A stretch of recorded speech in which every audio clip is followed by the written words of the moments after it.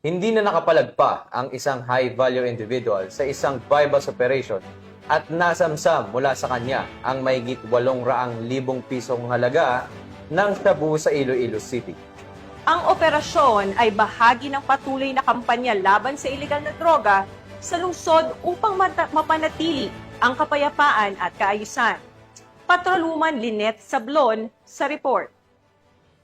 Arestado ang isang high-value individual sa isang matagumpay na buy-bust operation na isinagawa ng Iloilo City Police Office City Drug Enforcement Unit nito lamang kaisa ng Setyembre taong kasalukuyan sa Barangay Cuartero, Haro, Iloilo City. Kininala ang suspect na si alias Peter, 34 na taong gulang, residente ng Barangay Cuartero, Haro, Iloilo City. Ang operasyon ay pinamunuan ni Police Captain Roque Jimeno III OIC ng CDEU, katuwang ang mga tauhan ng ICPS-9, SDEP, PIDEG, SOU-6, SWAT, ICPO, at RIU-6.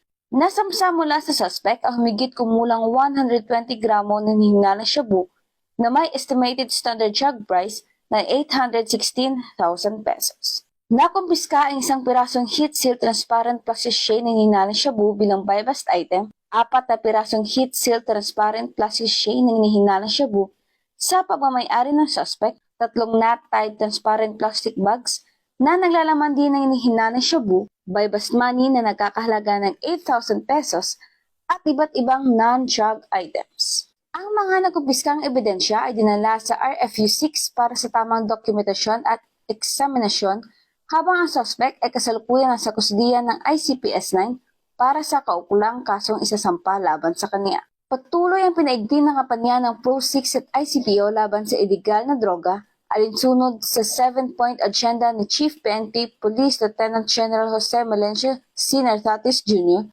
upang mapanatili ang kaligtasan at kaayusan ng komunidad tungo sa mapayapang bagong Pilipinas. Mula rito sa Western Visayas, ako inyong PNN correspondent, Patrolwoman Lynette Sablon, alagad ng batas, tagataguyod ng Balitang Pulis.